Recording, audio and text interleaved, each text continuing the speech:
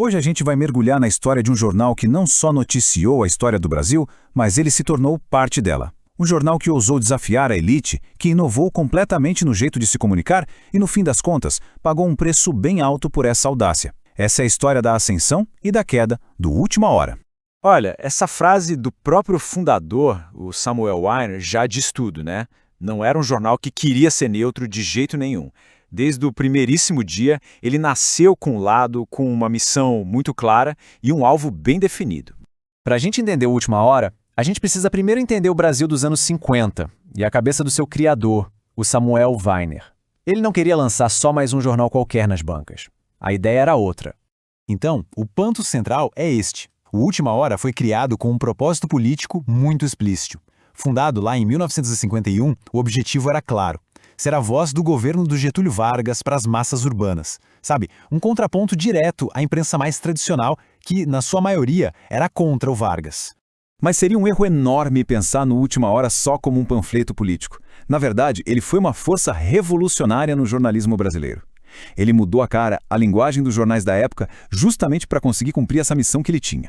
E o legal de ver aqui é como eles pensavam em cada detalhe. Imagina só, repórteres escrevendo textos com o tamanho exato para encaixar na página, o que facilitava muito a diagramação. Acabaram com os calhaus, sabe aqueles textinhos genéricos só para preencher espaço? E o mais visível de tudo, o uso de cores, charges políticas enormes em destaque e um logotipo que parecia escrito à mão. Isso criou uma identidade visual que era única e muito ousada para a época.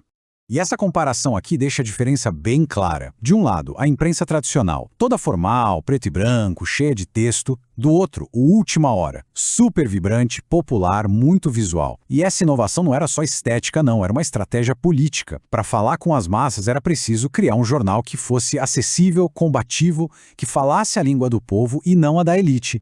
E olha, essa abordagem funcionou e como? Para se ter uma ideia do alcance que eles tinham, a edição que noticiou a morte do Getúlio Vargas vendeu cerca de 700 mil exemplares. É um número astronômico que mostra a conexão profunda que o jornal conseguiu criar com seus leitores. Bom, é claro que um jornal com uma postura dessas não ia passar despercebido, né? O sucesso e a linha editorial do Última Hora logo transformaram ele num alvo para adversários bem poderosos. A batalha estava só começando. Os ataques vieram de todos os lados. O grande rival, Carlos Lacerda, acusou o jornal de irregularidades financeiras, o que levou a uma CPI. Tentaram desqualificar o Weiner por causa da sua nacionalidade, e ele chegou a ser preso. Mas talvez a acusação mais grave era essa aí, de ser um come-informe brasileiro, uma espécie de agência de informação comunista. Em plena Guerra Fria, isso era uma forma de pintar o jornal como um inimigo da nação.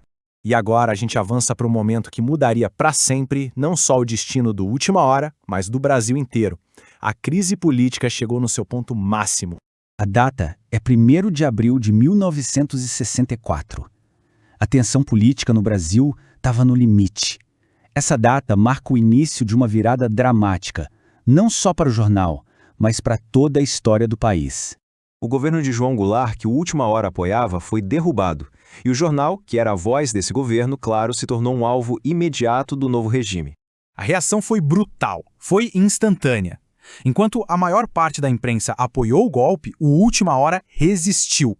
E o preço foi alto. Suas redações foram atacadas, depredadas, equipamentos destruídos e o seu fundador, Samuel Weiner, teve que fugir do país. A censura se instalou e aquele jornal que nasceu para ser uma voz poderosa agora lutava para não ser completamente silenciado. Com o fundador no exílio e o jornal na mira do novo regime, o que começa é uma luta longa e bem dolorosa pela sobrevivência. O declínio foi lento, mas foi implacável. A ditadura usou uma arma muito poderosa, o sufocamento financeiro. Anunciantes foram pressionados um a abandonar o jornal. A situação ficou tão desesperadora, mas tão desesperadora, que os funcionários chegaram a ser pagos com eletrodomésticos. E é aqui que entra a famosa história do João Saldanha, que, ao receber um liquidificador como pagamento, o espatifou no chão em protesto e pediu demissão. Foi um ato de desafio que, de certa forma, simbolizava o fim de uma era. A volta do Weiner em 1967 não foi suficiente para reverter o quadro. A crise financeira era simplesmente insustentável.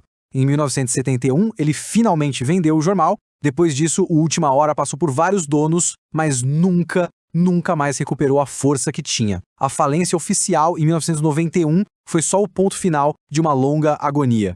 Mas a história do Última Hora não acaba com a sua falência, de jeito nenhum. O impacto dele no jornalismo e na política do Brasil reverbera até hoje. Então, o que fica disso tudo? Fica o legado de um jornal que mudou completamente a estética e a linguagem da imprensa no Brasil. Fica um exemplo poderoso e bem complexo dessa relação tão perigosa entre mídia e poder. E, felizmente, fica também um acervo histórico riquíssimo, com milhares de páginas digitalizadas que permitem a qualquer um estudar e entender um dos períodos mais turbulentos da nossa história. A história do Última Hora deixa a gente com uma pergunta fundamental e que é super atual, né? Onde é que fica a fronteira? Quando um jornal deixa de defender uma ideia e passa a ser apenas um instrumento de propaganda? É uma questão para a gente refletir.